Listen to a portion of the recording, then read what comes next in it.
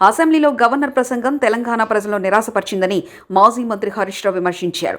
ప్రభుత్వ హామీలు, గ్యారంటీల అమలుపై గవర్నర్ ప్రసంగం స్పష్టత ఇవ్వలేదన్నారు. కేవలం 2 హామీలను ప్రస్తావించి ఇతర గ్యారంటీల గురించి మాట్లాడలేదంటే వాటిని అమలు చేయలేమని చేతులెత్తేస్తున్నారా అని హరీష్ రావు ప్రశ్నించారు. ప్రయాణమని చెప్పారు.